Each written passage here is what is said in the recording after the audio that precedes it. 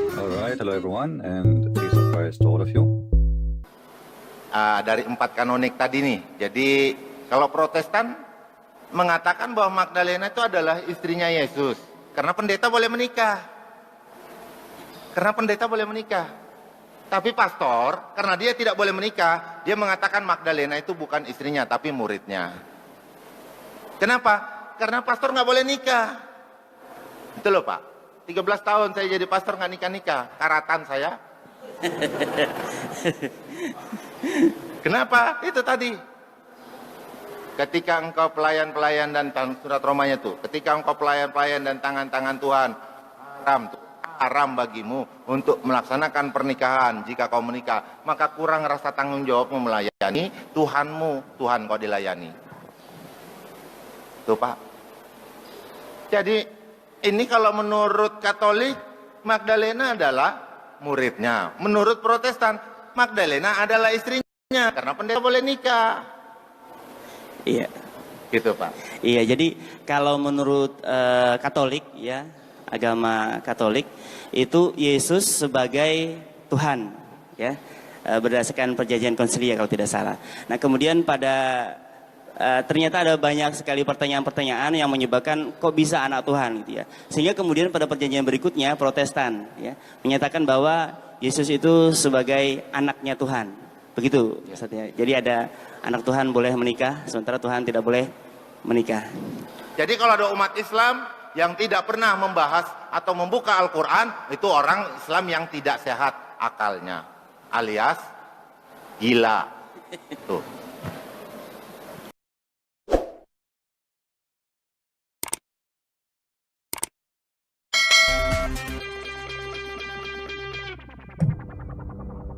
Hello everyone, and peace of Christ to all of you. I received a challenge from a Muslim, and he said he is willing to leave Islam if I can destroy Islam in 60 seconds. I said to him, why in 60 seconds? I mean, what the point? Does it make a difference really if Islam destroyed in 60 seconds or 60 minutes? He said, no, if it's really, Islam is so obvious, it's so stupid, well, the one who can do it in 60 minutes, he can do it in 60 seconds. So I said, okay, let us see if we can do it in 60 seconds. Until now, I did not start my topic, which is going to be 60-second topic, in order to prove my point that even though you say 60 seconds, still we can prove Islam to be stupid and false. I will put a clock in the screen, and when we start, this clock will start. I think the clock is clear for everybody, right? Is it clear? So this is 1 minute clock, and we will see if we can really destroy Islam in 60 seconds. Now I want the Muslim who made the challenge for me to be decent and honest and leave Islam as he promised. He promised me he will call me live if I can do it in 60 seconds. If you don't call me live, it's mean he is just playing games and he is not honest. But how you can do really such a thing? You know, I mean, this is. I mean, we have religion. We have thousands of hadith, 114 chapter in the Quran. Some of them they are shorter than my finger, but they call them chapter anyway. I mean, what you can do about it? So how we can prove Islam to be false in 60 seconds? You remember there's Abdul once, he wanted to debate me supposedly, but the coward, he did not dare. He says, Paul is in the Quran, show me you have 30 seconds. And I get him busted in less than 10 seconds. And the stupid, he was so nervous, he started reading from different book. Because they were preparing themselves to answer me from a book which I'm not talking about. A book I mentioned before. Because they are intimidated. 30 seconds. Start. Okay, 30 seconds. Oh, we got them busted. So let us see now if we can do that in 60 seconds. Shall we start, guys? Or wait for more people to come? Remember, Islam is an amazing religion. I mean, I did not start, by the way. This is not start. I'm not debating now. I'm not pro. Like, we will start the clock. You know what? If I start talking about Islam right now, he will start saying, okay, you see, this is not 60 seconds. So I will not talk. let us start. And we will make it very simple and count my words. I am going to activate the clock on the screen.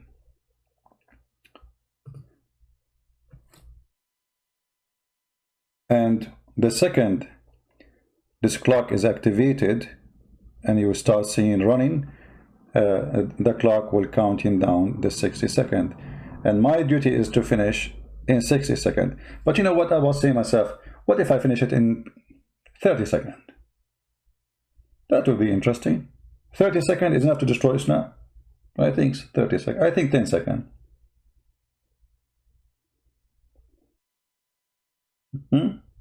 What do you think? Let us not waste time. He asked for 60, so we will make it 60.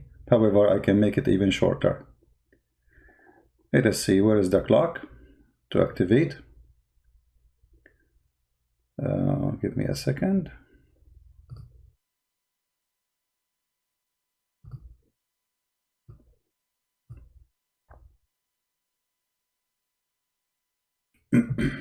All right, we found the clock.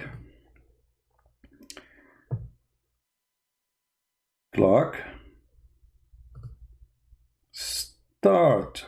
One. Where is the clock? Is gone. Hold on. The software I'm using is a little bit complicated. Start. Here we go. 58 seconds, 57 seconds.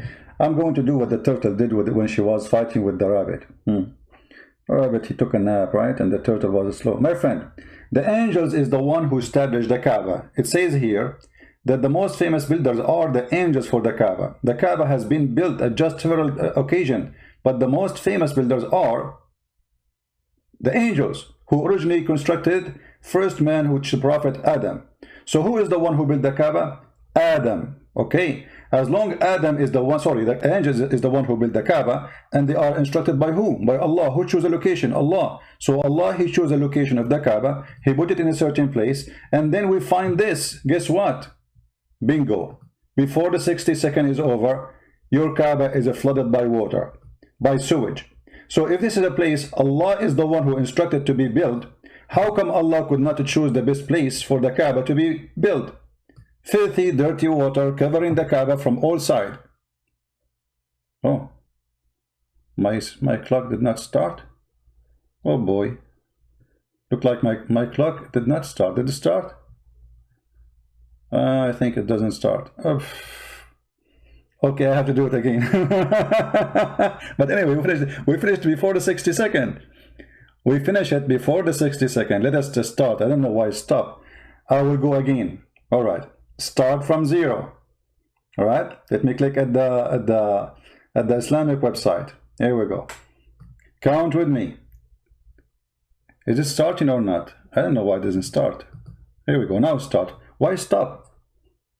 Maybe my minute finished. Okay. Kaaba was built by the angels, and Allah is the one who instructed the angels. So if Allah is the one who built the Kaaba and he is the one who instructed angels, so then how the Kaaba is built in wrong location where the flood always cover it? How Allah, he chose the wrong location? How this can be a choice by Allah?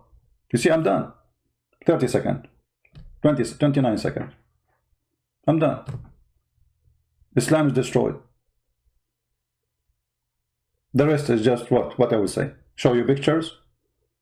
This is the house, is built by Allah, chosen location by Allah. The Muslims, they say, is center of the earth, and yet Allah did not choose the best place for the Kaaba. It's flooded by poo-poo and pee-pee. We do not need even 60 seconds. Islam is finished. Done. So when you say to me, can you destroy Islam in 60 seconds? Absolutely, this is very easy. What I will say after this, I challenge actually any Muslim to give an answer. Here we go. Look at 30 seconds. This is the God who chose the location of the Kaaba. He chose the worst location. I do not need 60 seconds.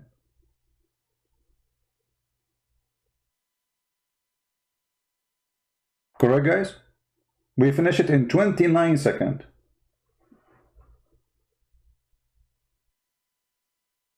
And look at the comment down when we finish this video. You will see the Muslims have no answer. Allah is the one who chose the location. The angels are the first one who built the Kaaba. Adam, he did Hajj 40 times to the Kaaba. And then Abraham rebuilt the Kaaba, supposedly, and Ishmael. Yet the Kaaba is built in the wrong location. So my friend, are you going to call me? Make it 15 seconds? Okay, I will speak faster. Hold on. I will make it 15 seconds. Let us start all over. We can do it 15 seconds. You don't even need 15 seconds, my friend. This is the most stupid cult ever. The Muslim, they speak about the golden ratio, etc. The Kaaba is the center of that. This is because of your fabrication, you idiot. Those numbers are virtual numbers. They are not real. The earth is a flat. In order for the Kaaba to be the center of the world, it have to be a flat earth, or to be maybe a circle, flat still, and it's in the middle. Stupid people, you know. The Kaaba is the Allahu Akbar. That, you know. Okay, here we go. So if we start, if we want to do it faster, I will start again. Let us see how that will. You guys, you like it, don't you? Mean, bad people, bad people. Shame on you, huh? You see how stupid this called? I will start again. Let us see how many minutes will take us to get this religion busted. The Kaaba, most famous builders of it. Let me start. Hold on. I will start the clock. 1, 2, 3. The most famous builders of the Kaaba is the angels, and they are instructed by Allah. And then Abraham and Ishmael and Adam, they are the one who build and rebuild. And then we find this. How many minutes? How many seconds? I'm done.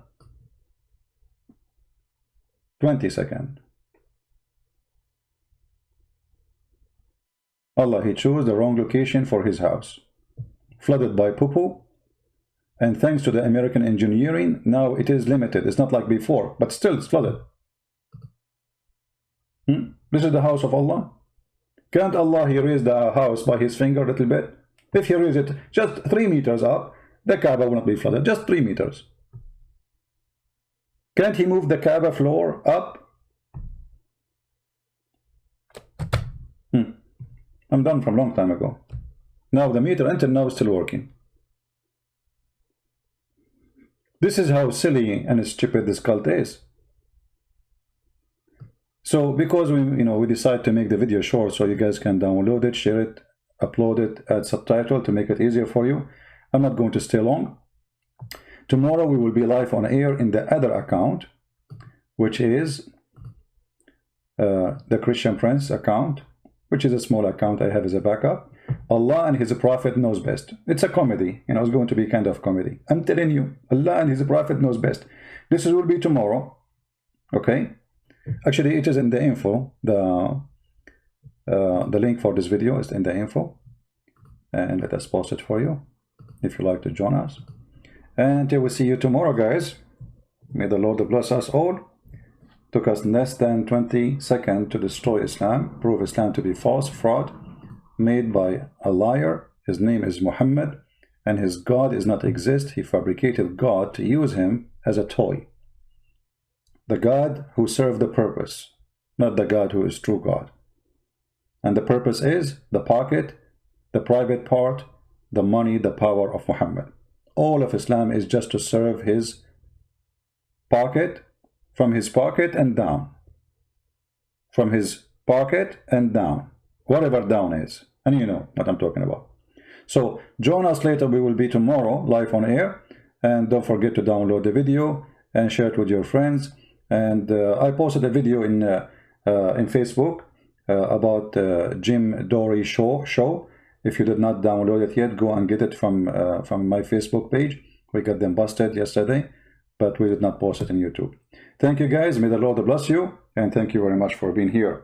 Christ is Lord. Islam is false, and we prove that always. And who can prove us wrong? Show up And the coward who said he is going to call me leave Islam, he did not. If I can show him in 30 seconds, or sorry, 60 seconds. See? They don't have courage. They don't even keep their words. Nothing new. Nothing new.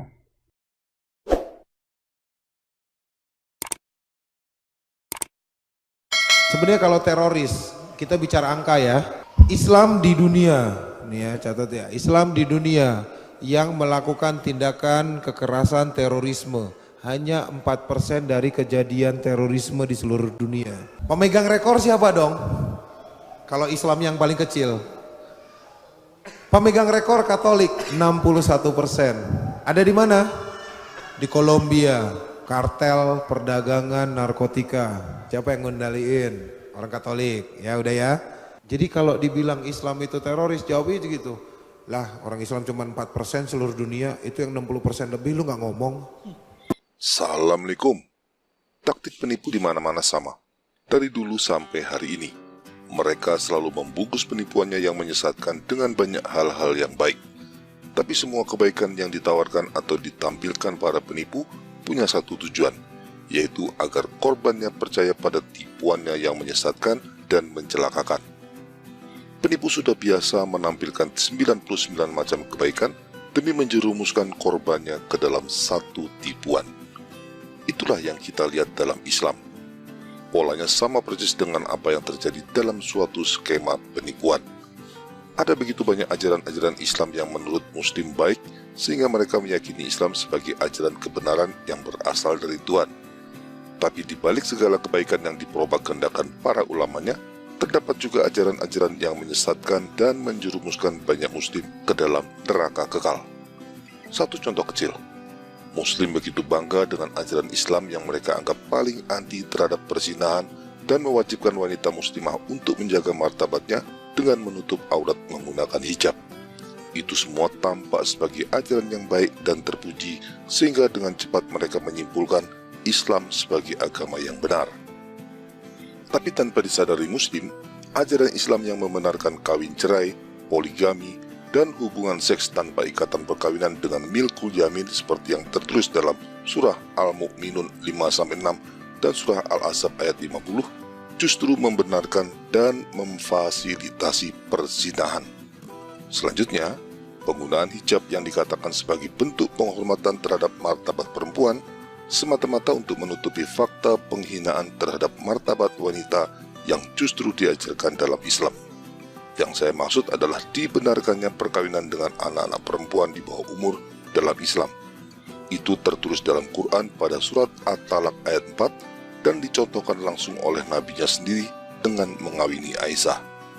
Perkawinan dengan anak di bawah umur jelas bukan untuk tujuan prokreasi atau untuk menghasilkan keturunan. Demikian juga perkawinan tersebut jelas tidak didasari oleh cinta kasih yang saling melengkapi sebagaimana layaknya suami istri. Satu-satunya tujuan dari pembenaran perkawinan dengan anak di bawah umur dalam Islam adalah untuk merendahkan martabat perempuan sebagai objek seksual. Fakta ajaran-ajaran yang buruk itulah yang ingin ditutup-tutupi dengan berbagai kebaikan lain yang palsu. Dari contoh sederhana tersebut jelas terlihat pola propaganda berbagai kebaikan dalam Islam yang digunakan untuk menutupi ajaran-ajaran yang menyesatkan. Muslim sengaja digiring untuk hanya memperhatikan hal-hal yang baik tapi palsu dalam Islam dan melupakan atau tidak menyadari ajaran-ajaran yang buruk dan menyesatkan. Itulah pola yang khas terjadi dalam setiap skema penipuan, di mana korban digiring untuk terpukau pada hal baik sehingga terjebak pada jerat penipuan yang sudah disiapkan. Silakan lihat kembali video-video seri Islam dan Akal Sehat yang membahas masalah milkul yamin dan penggunaan hijab bagi muslimah. Linknya ada di bagian keterangan. Pada video ini saya akan membahas sebuah ajaran dalam Quran yang dianggap oleh banyak muslim sebagai salah satu bukti keajaiban Quran dalam sains. Padahal di balik ajaran tersebut, terdapat ajaran sesat yang mendukung dan memberikan dasar bagi kejahatan terbesar dan sekaligus terkeji terhadap kemanusiaan. Muslim selalu membanggakan Quran dengan mengatakan bahwa di dalamnya terdapat fakta-fakta sains yang di masa lalu mustahil diketahui, tetapi sekarang terbukti kebenarannya. Mereka menganggap keajaiban itu sebagai bukti bahwa Quran adalah kitab suci yang berasal dari Tuhan Sang Pencipta. Salah satu yang sering dijadikan contoh adalah ayat Quran yang berhubungan dengan tahap perkembangan janin atau embriologi. Ayat yang dimaksud adalah ini. Dan sesungguhnya kami telah menciptakan manusia dari suatu saripati yang berasal dari tanah, kemudian kami jadikan saripati itu air mani yang disimpan di dalam tempat yang kokoh atau rahim. Kemudian air mani itu kami jadikan segumpal darah, lalu segumpal darah itu kami jadikan segumpal daging, dan segumpal daging itu kami jadikan tulang belulang, lalu tulang belulang itu kami bungkus dengan daging. Kemudian kami jadikan dia makhluk yang berbentuk lain. Maka maha sucilah Allah pencipta yang paling baik. Surah Al-Mu'minun ayat 12-14. Para penafsir Quran mengatakan bahwa ayat Quran ini menjelaskan beberapa tahap pertumbuhan janin, yaitu nutfah, alaqah, mudghah, dan janin yang sempurna. Banyak muslim termasuk ulama terkenal yang juga seorang dokter yaitu Zakir Naik menganggap ayat ini sebagai bukti keajaiban Quran. Bagaimana mungkin seorang Arab yang hidup di padang pasir abad ke-6 bisa memahami konsep embriologi yang fakta-faktanya baru diketahui oleh kedokteran modern? Begitu kurang lebih argumen mereka. Sekilas ini tampak mengagumkan.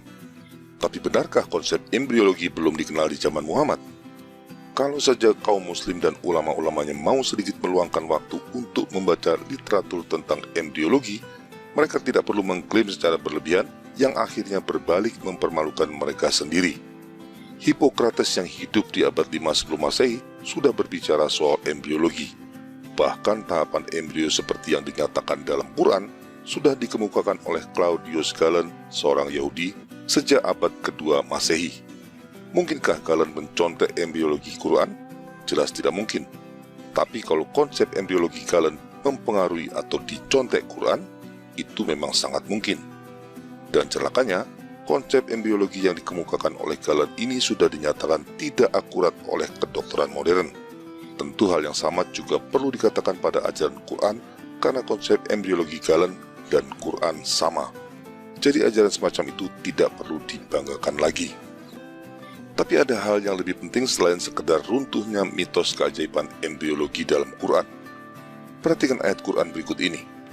Dan ingatlah ketika Tuhanmu berfirman kepada para malaikat, sesungguhnya aku akan menciptakan seorang manusia dari tanah liat kering yang berasal dari lumpur hitam yang diberi bentuk.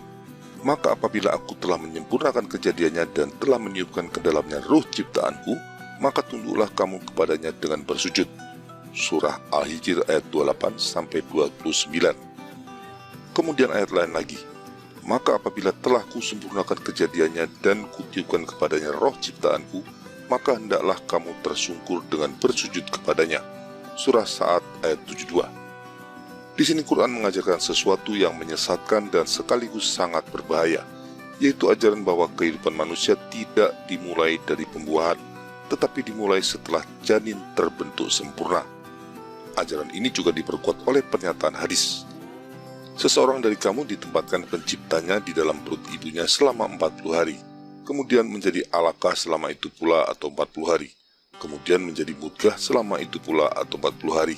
Kemudian Allah mengutus seorang malaikat, lalu diperintahkan 4 kalimat atau 4 hal, dan dikatakan kepadanya, tulislah amal, rizki, dan ajalnya, serta celaka atau bahagianya. Kemudian ditiupkan roh kepadanya. Ini terdapat pada hadis riwayat Imam Al-Bukhari. Dengan demikian sudah terkonfirmasi bahwa berdasarkan Quran dan hadis, Islam mengajarkan bahwa kehidupan tidak dimulai saat pembuahan.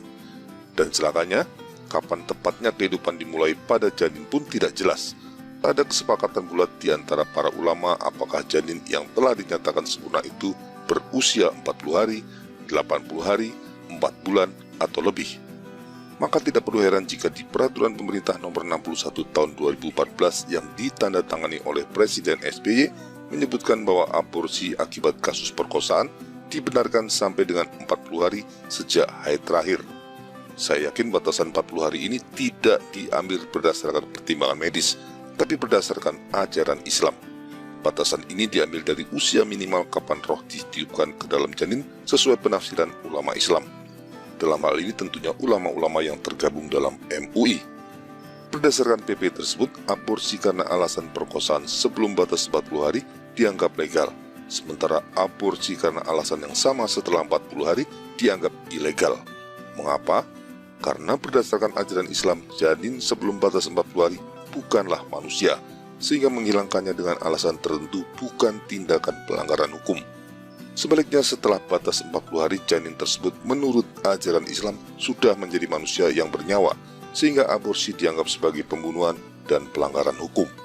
Mengingat batasan 40 hari ini hanyalah kesepakatan minimal para ulama, maka angkanya bisa lebih dari 40 hari menurut ulama-ulama lainnya. Bahkan ada ulama-ulama yang menafsirkannya hingga 4 bulan atau 120 hari. Jadi kapan janin boleh diaborsi, itu pun berbeda-beda batasannya dalam Islam, bergantung pada ulama yang dijadikan rujukan.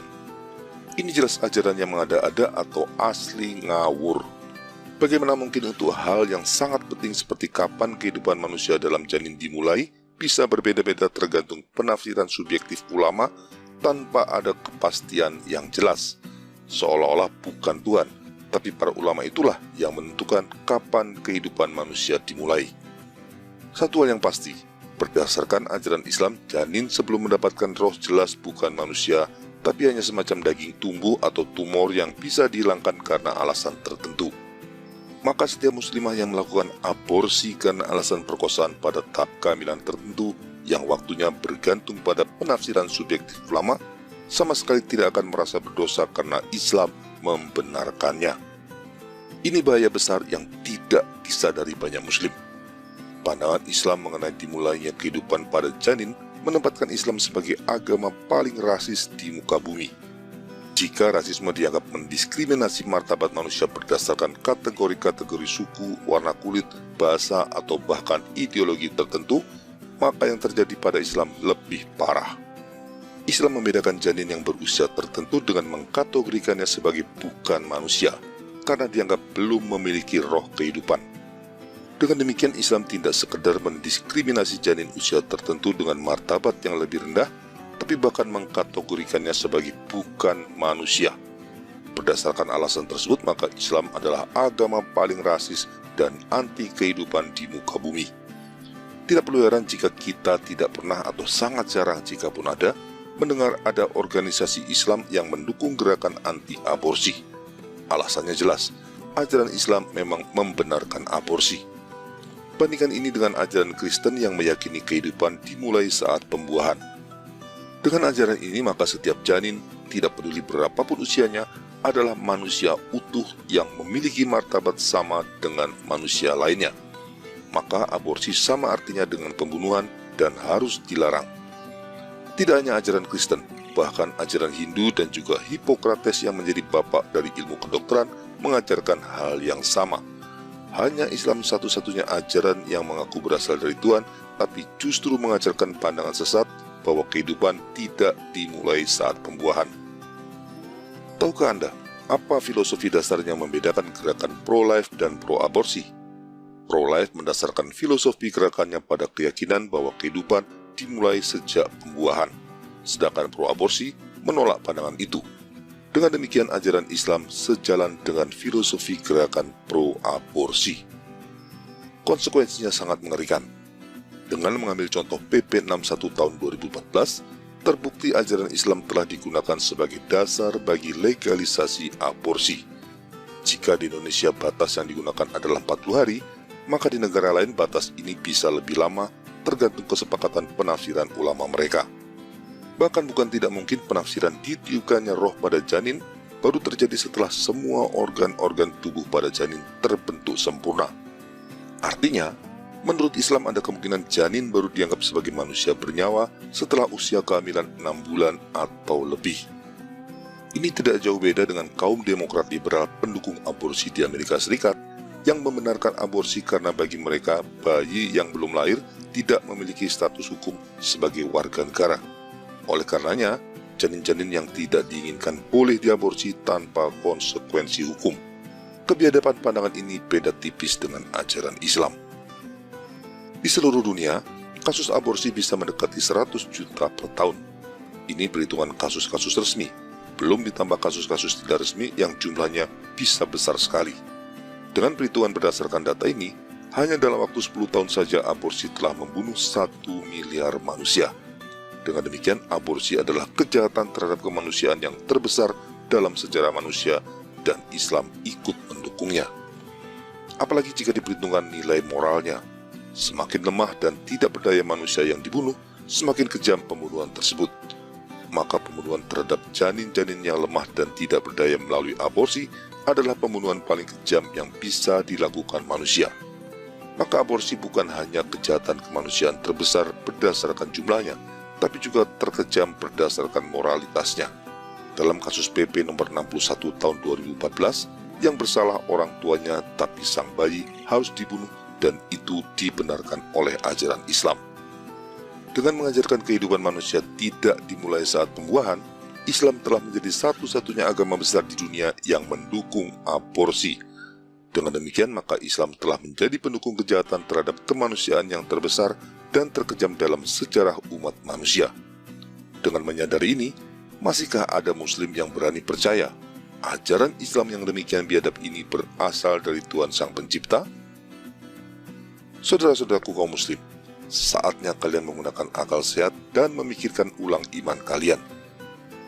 Dalam video ini dengan jelas saya tunjukkan bagaimana ajaran embriologi yang dibanggakan banyak Muslim sebagai bukti keajaiban Quran ternyata tidak lebih dari pengulangan konsep embriologi yang sudah diajarkan oleh Claudius Galen di abad kedua. Lebih dari itu, propaganda kehebatan ayat embriologi Quran ini ternyata hanya untuk menutupi ajaran sesat Islam yang menganggap kehidupan manusia tidak dimulai saat pembuahan. Ajaran ini menjadi dasar atau mendukung tindakan aborsi bagi janin-janin dalam usia kehamilan tertentu. Karena aborsi adalah kejahatan terhadap kemanusiaan yang terbesar dan terkejam dalam sejarah umat manusia, maka dengan mengimani Islam kalian secara tidak langsung juga menjadi pendukung terhadap kejahatan kemanusiaan tersebut. Yakinkah Anda akan selamat dan masuk surga dengan menjadi pendukung kejahatan tersebut? Mustahil. Islam dengan berbagai ajaran kebaikannya yang palsu telah menipu banyak Muslim untuk mendukung dan terlibat dalam ajaran yang melawan kemanusiaan. Islam adalah agama palsu yang berasal dari iblis, karena iblis tidak hanya bapa segala dusta yang menyesatkan, tapi juga pembunuh manusia sejak semula yang menginginkan kebinasaan semua manusia baik di dunia maupun dalam kehidupan kekal. Sadari itu dan segera tinggalkan Islam selagi ada kesempatan. Selanjutnya, gunakan waktu kalian yang tersisa untuk percaya pada satu-satunya Tuhan dan penyelamat manusia, yaitu Yesus Kristus. Ajarannya tidak pernah menipu dan pasti membawa manusia pada kehidupan kekal. Wassalam.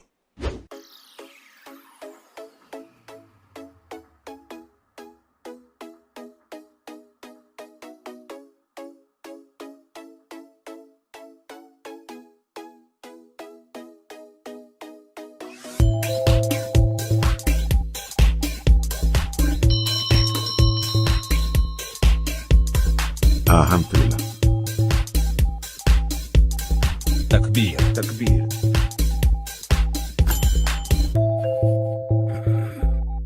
True story. Thank you very much. Christ is Lord. Islam is false.